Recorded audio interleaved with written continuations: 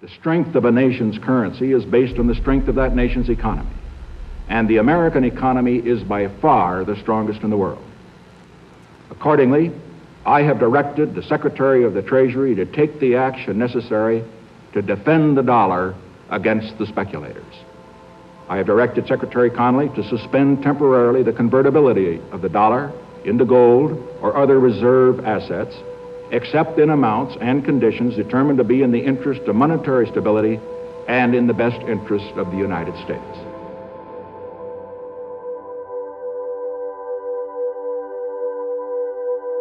August 15th, 1971 will stand as an important event in economic history for many, many generations. In fact, hundreds of years from now, people will look back to that day.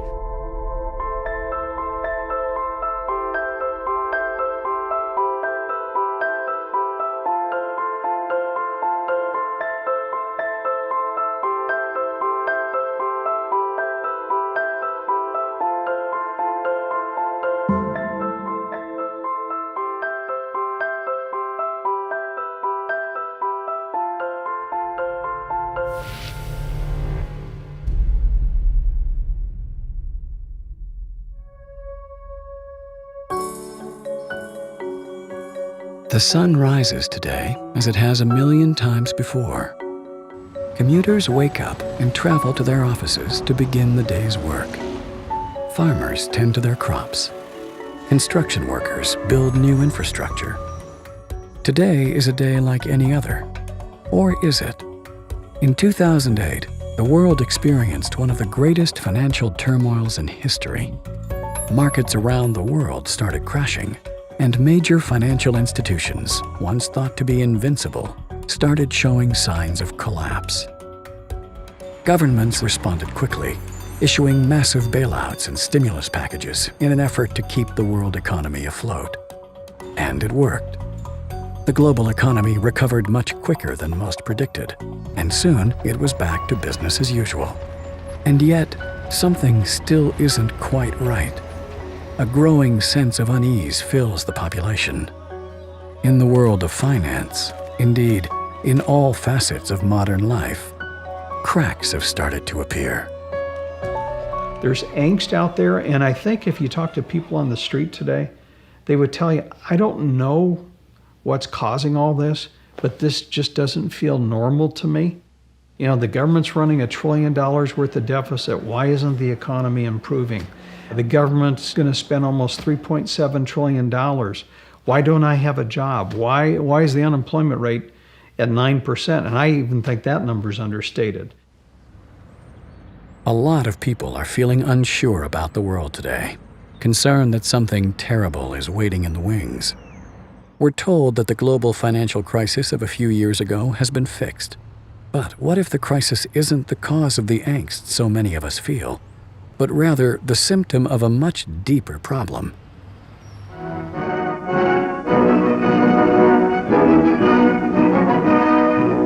At Bretton Woods, New Hampshire, delegates from 44 allied and associate countries arrived for the opening of the United Nations Monetary and Financial Conference.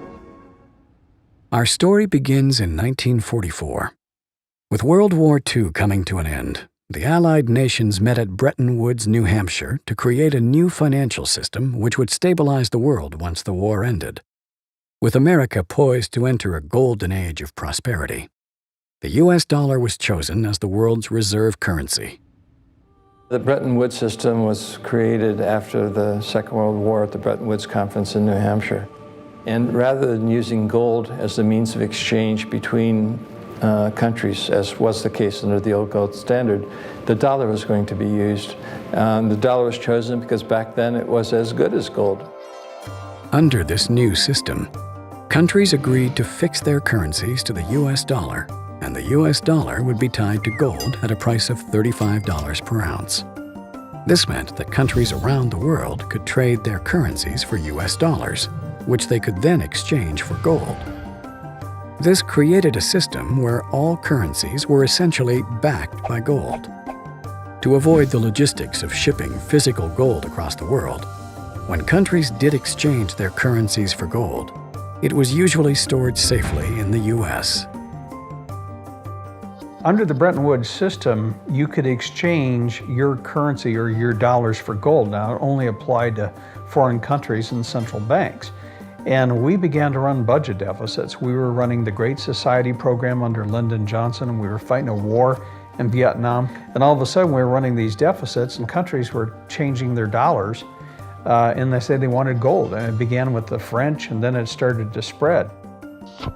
With all the new spending programs in the United States, other countries became concerned that the U.S. was spending more money than it had gold reserves. They started exchanging their dollars for gold and demanded physical delivery, as they felt that there were more dollars being printed than the gold that backed it. To prevent this outflow of gold from American vaults, President Nixon called for an emergency suspension of the gold convertibility system. I have directed the Secretary of the Treasury to take the action necessary to defend the dollar against the speculators.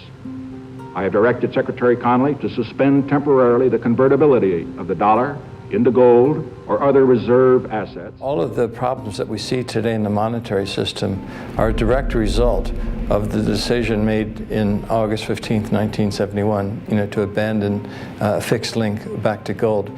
What gold did is it provided discipline on governments, provided discipline on government spending.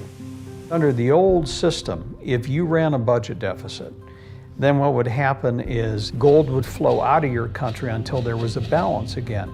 Well, without any gold backing, then countries ran perpetual deficits. So if you look at, for example, this country, from 1971 on, the U.S. has never run a surplus. Ever since we went off the gold standard, it's just been perpetual stimulus. Good times, bad times, always run a deficit. What led Nixon to abandon the gold standard in 1971, and although he claimed it was temporary, we've been waiting 40 years, we're still off of it. We ran up huge deficits during the 1960s. We had the guns and butter economy, where the government was both simultaneously fighting a war in Vietnam abroad. In addition, we were funding manned missions to the moon and the whole space program. We were creating more money than we had gold reserves to back it up. And a lot of our foreign creditors saw this and began to demand gold rather than their Federal Reserve notes, because they sensed that Washington simply didn't have enough gold to make its commitment to back the dollar.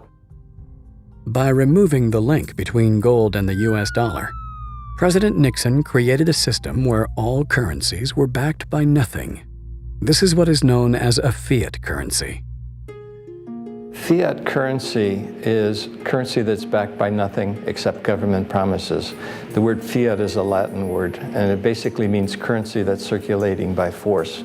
If people have confidence in that currency, and if there's enough government force, that will enable the currency to circulate for a period of time until people lose confidence in the currency. There is no nation on this planet that currently uses money. We all use currency. There will come a day when everybody knows the difference. Money is a medium of exchange, and the way it has evolved is that it's always something of intrinsic value until the modern age, when the politicians say, well, we don't need anything of intrinsic value anymore. All we need is political decree. We can say this is money, this piece of paper is money. Now money has a new characteristic. But underneath it all, there's this same concept in place that nobody ever seems to challenge, and that is that governments have a right to declare something of no value to be money, and you must accept it. That's really the problem, and it's still the problem today. It's destroying the economies of the world. With currencies no longer backed by anything real or tangible, their value was measured only in relation to each other. And because countries with relatively weak currencies can make products cheaply, countries devalue their own currencies to make them desirable trading partners. Every paper currency measures itself against the dollar. So if the dollar goes down, the other central banks respond to that, and they try and intervene in the foreign exchange markets to ensure that the impact doesn't hit their domestic economies. What is a Ponzi scheme? A Ponzi scheme is a fraudulent investment scheme that promises high returns for investors with little or no risk. Sounds too good to be true, right? That's because it is. In a legitimate investment scheme, The money invested is used to build wealth, typically through low-risk ventures like stock or real estate portfolios. Over time, this generates enough income to pay the investor back their initial investment plus some profit. A Ponzi scheme, on the other hand, promises massive returns quickly. How does it accomplish this? Instead of using the money invested to build wealth, a Ponzi scheme simply brings in more investors to pay off the previous investors. And because these new investors have also been promised large returns, the scheme must then find an even bigger group of investors to pay them off. All the while, the creators of the scheme are skimming cash from each group of investors. Because a Ponzi scheme doesn't generate any wealth itself, it must constantly bring in larger and larger groups of investors to keep functioning. Eventually, no more new investors can be found, or large numbers of previous investors all cash out at the same time, and the scheme collapses in on itself. By this time, the perpetrators of the scheme have siphoned off tremendous amounts of money for themselves, while the investors are left out of pocket and out of luck. Without a fixed link to gold, the U.S. Treasury has been able to borrow and spend as much money as it wanted. When the U.S. government needs money, it takes out a loan with the Federal Reserve. The Federal Reserve prints the currency required for the loan, and in return receives an IOU from the U.S. Treasury. These IOUs are called government bonds. With the money provided from these loans, or bonds, the U.S. government pays its bills and obligations. Meanwhile, the U.S. Treasury and the Federal Reserve work closely together to sell these bonds at auction, where foreign central banks, pension funds, and even individuals buy these U.S. government loans. And why wouldn't they? Loaning money to the U.S. government is virtually a risk-free investment. But if the loans are spent on bills and paying off previous loans, where does the government get the money to pay back the current loan and the interest that is charged on it? Is investing in a U.S. government bond simply one small part in a giant Ponzi scheme? The Federal Reserve System is definitely a Ponzi scheme. There's no question about it. They go through the appearance of lending money to the governments, and the governments agree to pay back the money plus interest. And so this money comes into being. They create it just for that purpose. They give it to the governments. Didn't exist before that, you understand. Central banks just make it out of nothing and click a few keys on a keyboard of a computer, and the Treasury of the United States government now has another $1 trillion that it can spend. That's where that money came from. And so that creates a liability on the part of the federal government to pay it back, plus interest. Now think about that, plus interest. Well, when it comes time to pay it back plus the interest, they can't pay it back, and they certainly can't pay it back plus interest too. So what they do is they borrow more to cover the original loan plus the interest, and then by that time Congress wants more money anyway. So the debt just keeps going up and up and up and up. Under the current monetary system, we borrow all of our currency into existence, and we promise to pay it back plus interest. If you borrow the very first dollar into existence, and that's the only dollar that exists on the planet, but you promise to pay it back plus another dollar's worth of interest, where do you get the second dollar? The answer is you have to borrow that. It's a Ponzi scheme because you can never pay it off. It always requires that we go deeper into debt. Since 1971, the United States has been running trade deficits with the rest of the world, meaning we've been buying a lot more products from the rest of the world than they have been buying from us. The Japanese and Koreans sell us cars and electronics. The Middle East sells us oil. And the Chinese sell us seemingly everything on our Walmart shelves. The U.S. pays for these products with U.S. dollars, and everyone is happy. But if countries were to convert these U.S. dollar profits back into their own currencies, their currencies would rise in value, making their economies less desirable to trade with. Instead, countries invest their dollar profits by buying U.S. government bonds. So countries around the world sell their goods to the U.S. in exchange for U.S. dollars, which have been borrowed through the Federal Reserve, creating IOUs. And countries then loan their U.S. dollar profits back to the U.S. by buying more IOUs. The money from these loans is spent on paying government expenses, as well as paying back previous IOUs. But in order to do this, larger and larger loans must be made in order to pay back the principal and the interest. By paying back old loans with new and larger loans, it would appear as if the entire world has been investing their hard-earned money into a Ponzi scheme of epic proportions. In this business of creating money for federal governments and national governments around the world, if they didn't keep creating new money in larger and larger amounts, the whole thing would crash, because that's where the money comes from to pay off the previous loans. It's the new loans. So that's why it's a Ponzi scheme. It's a classic Ponzi scheme. In order for the U.S. economy to function, we have to borrow more and more money from the rest of the world. And the more money they loan us today, the more money they have to loan us in the future. And if they ever stop loaning, the whole thing collapses and we can't pay them back. Every Friday night, Julia's job is to compare the grocery prices of our neighborhood stores for Saturday morning shopping. There are 5 big neighborhood markets within a couple of blocks of our house, and Julia spreads her shopping around, going where the prices are lowest and the quality best. Remember when a chocolate bar cost $0.25? When you could fill your car up for $5 and feed a family of 6 for $35 a week? Whatever happened to those days? Without anything tangible backing currencies, governments could borrow and print as much currency as it wanted. This has gradually led to the value of our currency being eroded. With the creation of all this money, that dilutes the value of all of the dollars that were out there before, so that the purchasing power of the dollar gets crowded down, and we used to be able to buy a gallon of gas for 31 cents. Now it's hitting around $5. The average guy in the street is affected by inflation because of the loss of purchasing power. And as a consequence, his standard of living is declining if he can't keep up with the inflation rate.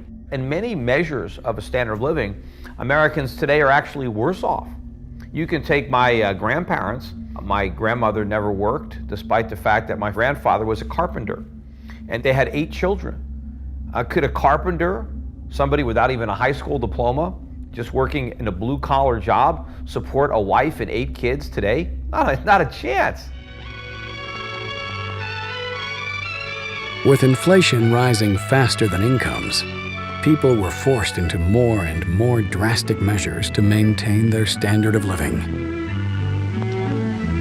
With each new day, the work of a family begins again.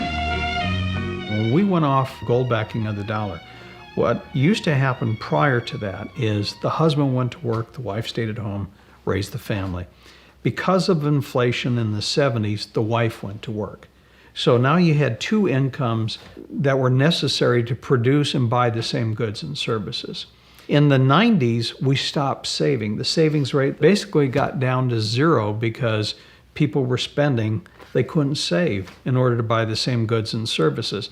Then we got to the last decade. The wife was already working. The savings were down to 0. They borrowed money. And so we've gone from 2 earners getting rid of our savings rate to borrowing money to keep pace with inflation. The average person is now forced to borrow well beyond their means, getting themselves deeply into debt.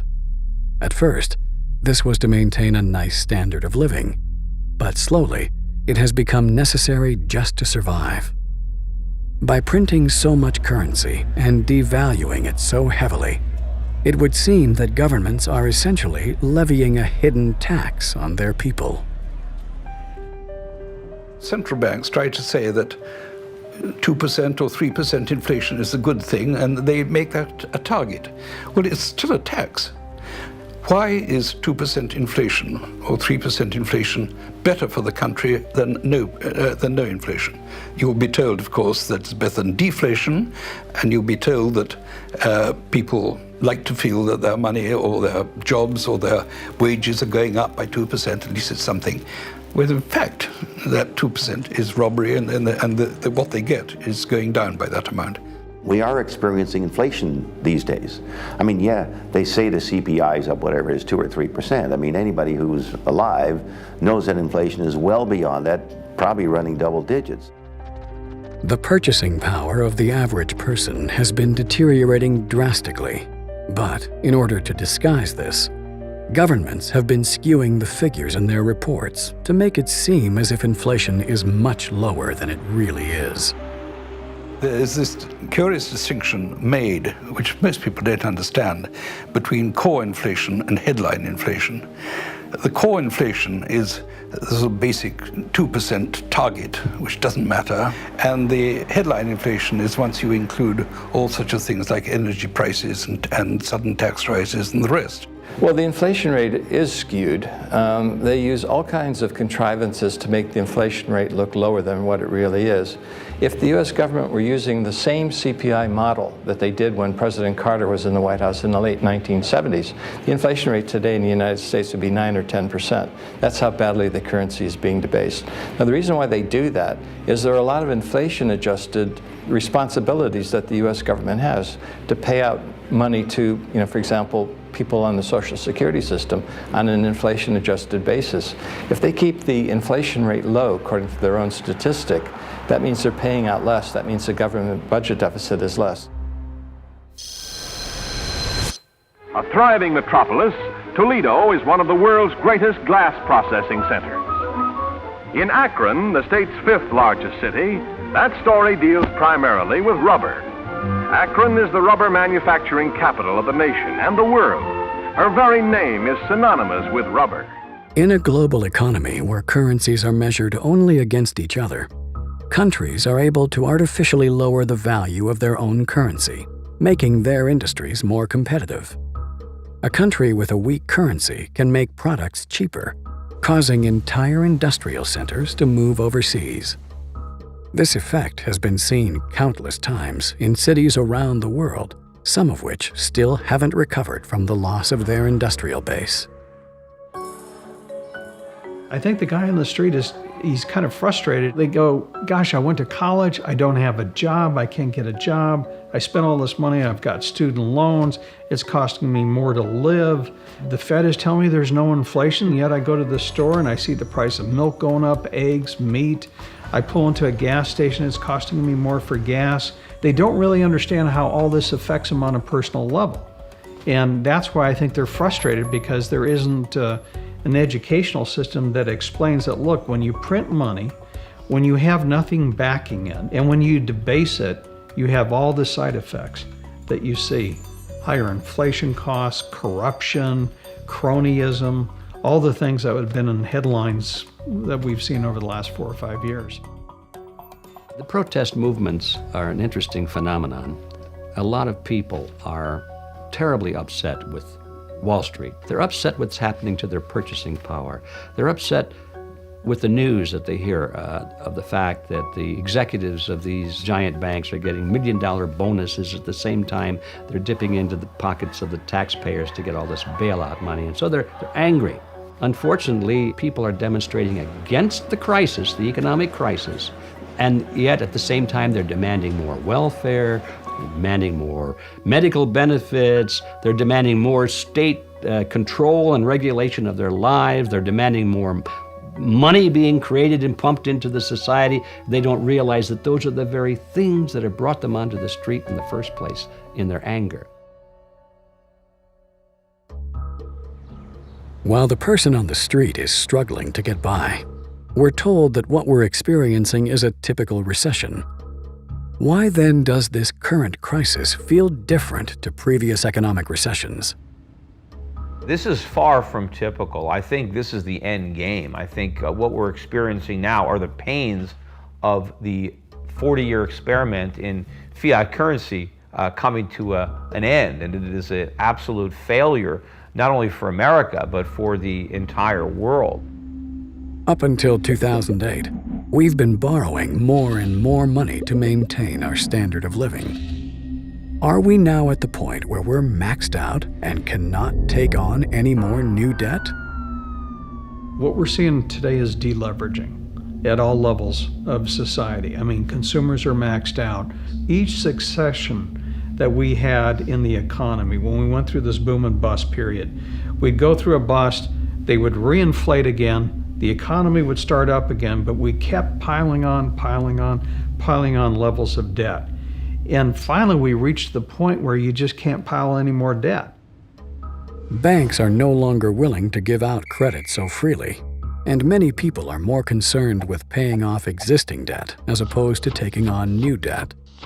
While this is prudent, sensible behavior, it's also a serious threat to the global economy. Having set itself up as a giant Ponzi scheme, the global economy is reliant on more and larger debt being issued to keep itself functioning.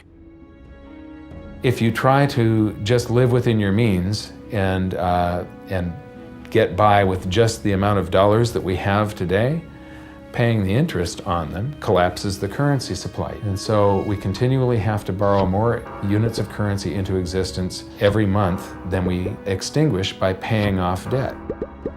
The system as it's been presently structured is that they have to continue expanding the money supply, otherwise the system is going to die. Politicians and pundits talk about living within our means and paying down the debt. You can't do that without collapsing the entire economy. It would just vanish into this black hole. All the politicians are in a situation where if they don't come to the rescue, we could just have an overnight shutdown, which they can't ever imagine happening while they're in power. So there's always this wish to move it on and, as you know, the expression, kick the can down the road, which is really what we're doing. But the problem is we've run out of road. You know, there is no place to kick the can anymore. We've got to deal with the can, and it's not simply a can, because every time we kicked it down the road, unfortunately, it got bigger. So now it's an enormous can, and you know, it's going to crush us. While the financial crisis of 2008 may have been the first death throes of the Ponzi scheme, governments around the world weren't about to sit back and let it fail. So they delayed the inevitable collapse, pushing it down the road by bailing out struggling financial institutions, buying toxic mortgages, and taking on debt on behalf of its citizens. In 2009 and 2010, what happened was the crisis was papered over through bailouts, guarantees, money printing, expansion of the money supply, et cetera. And governments can do that. I mean, don't underestimate the ability of governments to dictate results in the short run. But in the long run, none of the problems were solved. The bad debts are still there. The banks are still insolvent. The banks are not lending. The economy's not growing. So we haven't really solved anything. By buying their way out of these crises, by creating money out of nothing and flooding it into the economy and diluting the purchasing power, they're not really solving the problem. What they're doing is pushing it off a little bit into the future and making it worse. Now, do we keep going down this road? Do we print more money? I mean, the Fed balance sheet went from $800 billion to $3 trillion. Should it now go to $6 trillion? We had an $800 billion stimulus. Should we now have a $2 trillion stimulus? I mean, in theory, you could, but this is where people could lose faith entirely in the currency, and the currency could collapse. The Federal Reserve's money printing exercises may help prop up the economy in the short term, but what are the consequences of money printing on such a large scale? I think you're going to see a very rapid decline in the value of the dollar in a matter of days, whether it's 20%, 30%, 40%. A lot of people have been buying the dollar as a safe haven. You know, when they find out that there's no safety there, in fact, they need a safe haven from the dollar. I mean, right now the dollar is benefiting from the fear trade. Well, what if the fear trade is afraid of the dollar? Aside from causing an enormous amount of inflation, the Federal Reserve's reckless money printing exercises also run the very real risk of creating a worldwide loss of confidence in the US dollar. I think a currency crisis is highly likely, but it'll be very difficult to know exactly what will cause it and when. I think it'll be something unforeseen. It could be a natural disaster, it could be a political shock, it could be just a general loss of confidence. It could be something as simple as a treasury auction that goes bad, there's no buyers, and all of a sudden the interest rate starts to go up. Then the financial players, the big hedge funds, start to react to it, dumping dollars. Then all of a sudden you have foreign central banks that begin dumping dollars get me out. And when that happens, just like that. At some point, just like all Ponzi schemes, the participants wake up to the con, they don't want to participate anymore, and the whole thing implodes. Now, you know, when private factors, when people who are voluntarily participating, foreigners, foreign central banks, when they stop buying, the one difference is the Federal Reserve can come and supply the demand for the people who are waking up to the Ponzi nature of what we're doing. But of course, when the Fed becomes the only buyer, that's the end game, or be the beginning of the hyperinflation. Hyperinflation is a rapid increase in the inflation rate, so much so that people lose faith in the currency, and you see what is in effect a flight from the currency. Defeated Germany has a runaway inflation.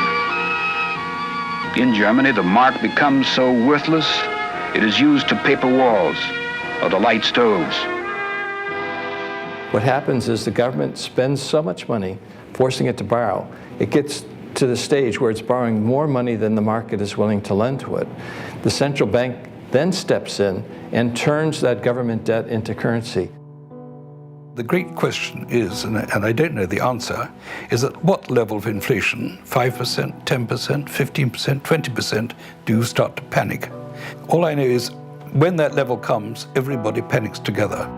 Consequence of a hyperinflation is the price of goods and services rises very, very rapidly, and that feeds upon itself, causing people to get rid of the currency even more quickly.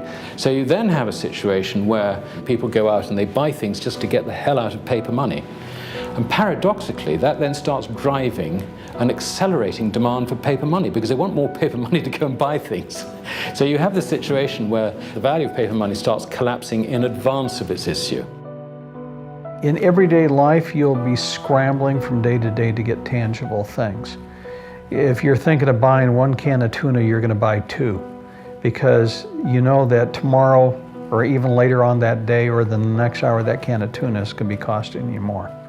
That you're going to be scrambling to get anything that's tangible. This period is going to involve a lot of economic pain. A lot of people who are currently retired in America are going to have to get jobs. Their retirement is gone. It's been bankrupted because they put their faith in a Bernie Madoff type national Ponzi scheme. And of course, a lot of the property is going to decay if people are spending money on these necessities. They don't have money to make the repairs necessary to maintain their properties. If the landlords can't collect rents from their tenants, how are they going to maintain the properties? How are they going to pay the taxes? So I think the whole economy is going to crumble beneath the weight of this runaway inflation. And of course, the initial reaction by the Fed will be to create even more inflation, to try to stimulate the economy by printing even more money, which of course is the source of the problem. On the surface, it would appear that this is a problem facing the United States alone. But with so many countries holding their savings in U.S. government bonds, a loss of confidence in the U.S. dollar could trigger a global crisis which would affect every nation on Earth. If the US dollar hyperinflates, the implications are really profound because you can go to a country like Zimbabwe and see the impact of a hyperinflation. But what happens when the world's reserve currency hyperinflates? We've never been in this situation before. It's impossible to predict, what the outcome is going to be. But logic suggests that if the US dollar hyperinflates, most if not all of the currencies of the world will also have severe economic problems because at the end of the day, the reserves of all of these currencies are basically dollars.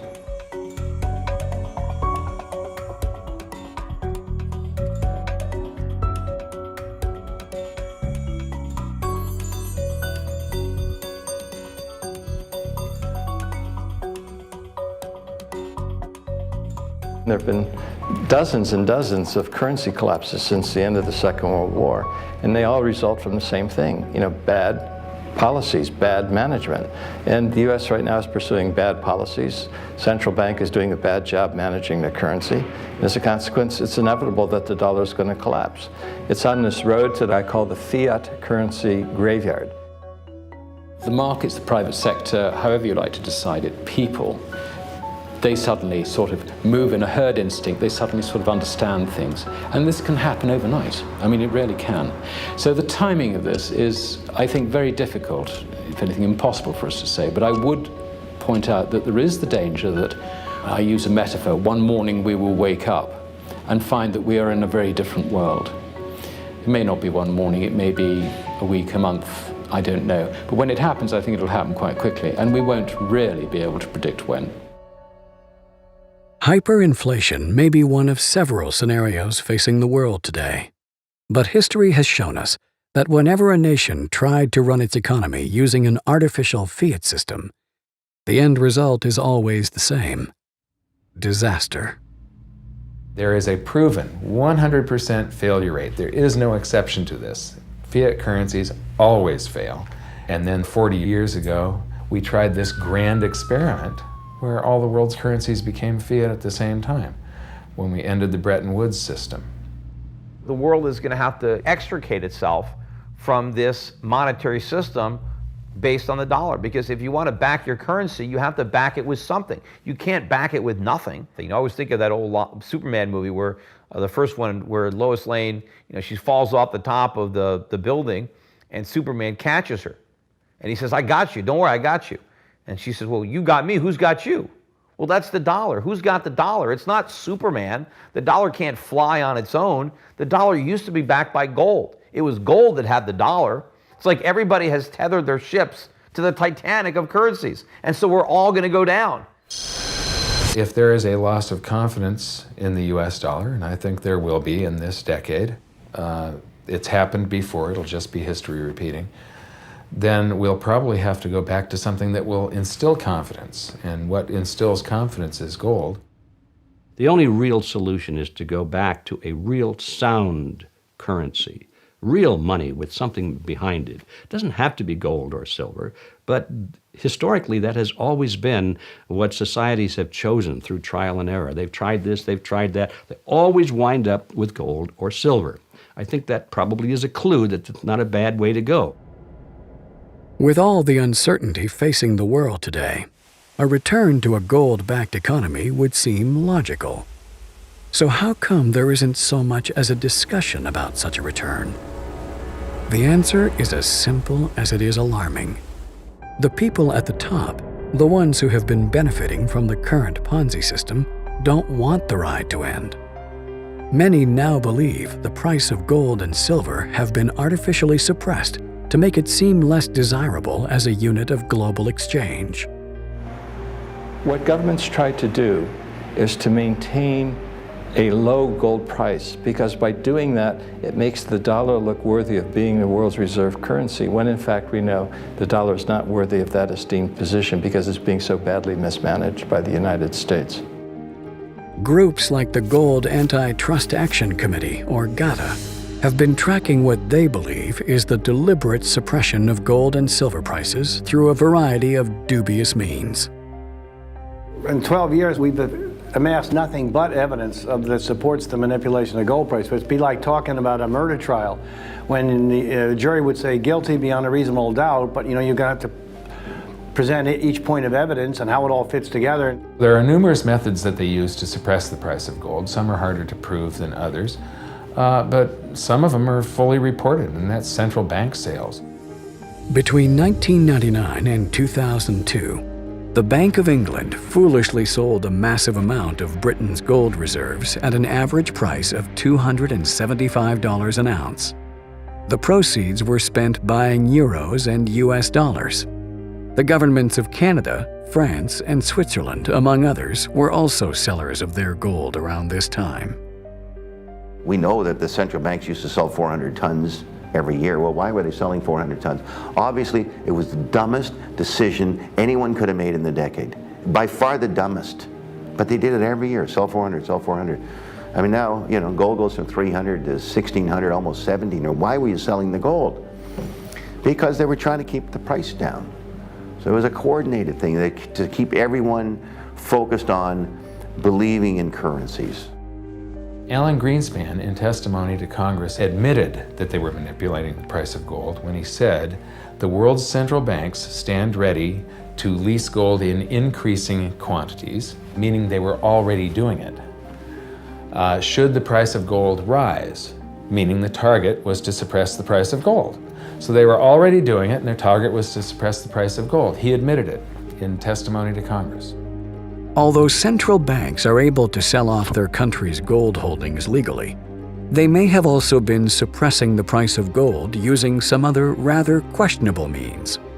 Some investigators believe that Western central banks have been loaning their country's gold to bullion banks. A bullion bank is an institution that sells gold with the intention of buying it back sometime in the future at a cheaper price. With the proceeds of this sale, these banks have been known to buy U.S. government bonds. While this isn't a problem in itself, central banks report the gold they have and the gold they've loaned to these bullion banks as one item. So while a central bank may claim it has a certain amount of gold in reserves, much of that gold may be on loan to a bullion bank, which may have sold the gold in exchange for government bonds. One means of intervention in the gold market is the lending of gold to so-called bullion banks, and they sell it in the market. This suppresses the price as if the central banks would sell it directly, but this lending does not appear in the book of the central banks. The U.S. Treasury a few years ago changed the way they account for gold, and they're accounting for some of their receivables and their inventory as one line item. So they're accounting for what they actually have and what people owe them as the same thing. And that is basically illegal accounting. It's fraudulent. But why work so hard to keep the price of gold and silver low? Why do healthy gold and silver prices threaten to collapse the Ponzi scheme? There's this competitive relationship between gold and national currencies because gold is the only competitor to a national currency. You know, gold is money, and these national currencies are money substitutes that circulate in place of gold. Fiat money gives the power to government. Real money keeps the power with the people. Because when you have real money, government is limited. It can only spend what it taxes. And the public will resist taxation. But if the government can simply print and borrow, there's a lot less resistance. And so it's a lot easier for the government to grow when it can promise something for nothing. And so that's what they do. And so gold is what protects the people from the reckless policies of government. Gold is the government's chaperone. The government wants to be able to do whatever it wants. Gold stands in its way. So yes, gold is an enemy of big government, but it's a friend of freedom. It's a protector of individuals from government. Gold's a competitor to the dollar. When it's going way up, it's a threat for inflation. It's a barometer of the well-being of the United States. Look at gold screaming now and the world's falling apart. So it calls attention to how bad things are. So the U.S. government has an interest, Wall Street, the politicians, to keep the price suppressed. Wall Street doesn't want you going down to a coin dealer buying gold and silver coins. They want to sell you paper. The government wants to sell you paper. So I would say it's the government and Wall Street. Gold in the hands of people is the way you control government. Governments cannot create money out of thin air. If it's gold, they can only create paper out of thin air. And if they can create paper out of thin air, they can use that paper to wage wars, or they can use that paper as a political contrivance to enrich their friends. And as a consequence, governments have been fighting gold all century long. Despite this desire to keep gold and silver down, the recent instability in the markets has seen the demand for gold and silver skyrocket. This in turn has exposed a deeper problem within the central banks. The problem the central banks in the West now face is that they have sold an awful lot of gold to try and suppress the price of gold. They are now embarrassed by the fact that central banks, not in that original cartel, are now really very keen buyers of gold. And we're talking about the Chinese, we're talking about the Russians, we're talking about the Indians, we're talking about even Mexico. All these non-mainstream central banks, not part of, if you like, the top club members of the Bank of International Settlements, you know, the little guys in that context, they're picking up hundreds of tons of this stuff. To suppress the price of gold, Western central banks have had to sell or loan out their country's gold holdings. But because the gold they sell rarely leaves their vaults, no one can be certain they aren't selling or loaning out more gold than they physically own. If this is true, then this could be one of the biggest scams ever perpetrated in history. A massive con perpetrated not by individuals, but by entire governments. This central bank gold, most of it sits at the New York Federal Reserve and the Bank of England. So it's in the basement of these two places, and it doesn't actually move. When a country is doing international settlement, they basically take a bar off of this pile and put it on that pile. Or they'll just change the labels, or it's just a book entry, it's accounting. Except there's been some pretty creative accounting on all this gold, and I doubt very much that I don't think all of it is there. The question remains, if everybody, especially the big players, wanted all of their gold delivered at the same time, it is physically impossible to do it. Most gold that exists on the planet, there's more than one claim on each ounce of gold. There's several people that think that they have title to that same ounce of gold. I have said many times, over and over again, if you can't hold it, you don't own it. The game can't go on forever because sooner or later people are going to demand their physical gold or silver, and that already is happening. The lack of accountability in gold sales by Western central banks hasn't been a concern so far. But as more and more buyers of gold have started to demand physical delivery, central banks that have oversold or loaned out their country's gold will find themselves caught in a major scandal. The result of such fraudulent activity means buyers of gold, be they individuals, pension or hedge funds, or even entire nations, could be ripped off for billions of dollars. It's a little similar than the Murdoch scandal here at Fox News in London, the Madoff scandal. I mean, it's a very incestuous relationship between press, big money, and the politicians. And unfortunately, these things don't get corrected until they blow up. Madoff blew up, Murdoch blew up. The gold market is going to blow up, and I think will be a bigger scandal than either of them because it's a worldwide financial situation.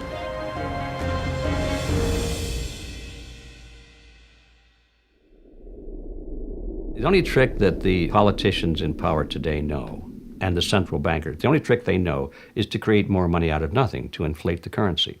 They have no other trick. So as long as we keep looking to them to be our leaders and solve the problem, how can we expect anything else? That's the only trick they know. Because the only other trick there is to stop inflating and to go back to a sound currency. And that would say, they say, oh no, we can't do that. And the reason they can't do that is because it would put them all out of business. They wouldn't be able to continue the Ponzi scheme. Even with cracks forming in the current financial system, the only solutions offered by governments are in fact just more steps down the road to disaster. But while a single person may not be able to save the world, there is still something you can do to protect your family and yourself.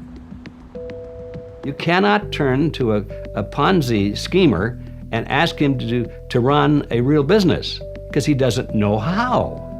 So you can't turn to all of these Ponzi schemers in government who are inflating the currency and say, well, let's solve the crisis in some other way, because they don't know how.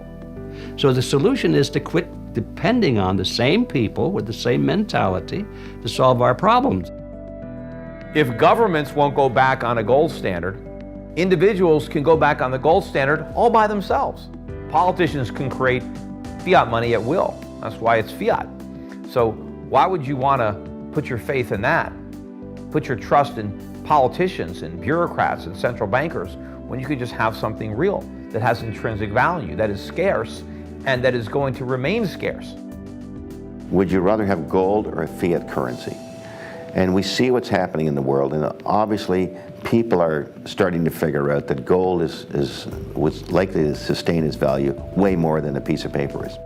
It's not that the price of gold is going up, it's that the value of the dollar is going down. The price remains constant in terms of human effort and purchasing power. An ounce of gold today will buy the same thing it bought 2,000 years ago.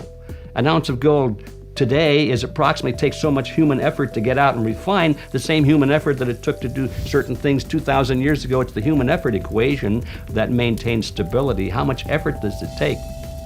Gold is financial insurance. And the thing about it is you own it because you want to be protected.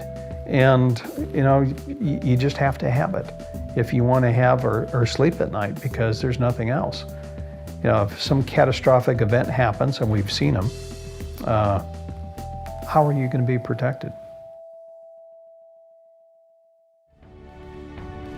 The current financial system may be dying, but where there is chaos, there is also opportunity. As the old model falls apart, the door may be opened for great prosperity. It's clearly not the end of the world. I mean, it's probably not even the end of America. For many countries, this is going to be the beginning of an economic boom, a giant burden being lifting off their shoulders, where the world no longer has to loan trillions of dollars to Americans so that we can continue to consume what we don't produce. When this comes to an end, the world will benefit. So it is not something that we should fear. We should embrace it as a world. This is the greatest wealth transfer in history. If we have a global currency crisis, then you're going to see a greater wealth transfer than has ever happened in all of history. It's all going to happen at once. Therefore, it's the greatest opportunity. We have millions of people now taking an interest in what is money, the question of what is money, what should it be? And they're learning, especially a lot of young people.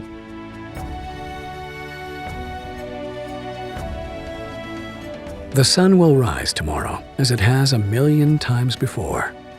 Commuters will wake up and travel to their offices to begin the day's work. Farmers will tend to their crops, and construction workers will build new infrastructure. But will the world they live in still be the same? In 2008, the world was given a wake-up call. The biggest financial crash in human history was delayed by the same poor decisions that brought it about in the first place. What that massive bailout bought us was not a solution, but merely time.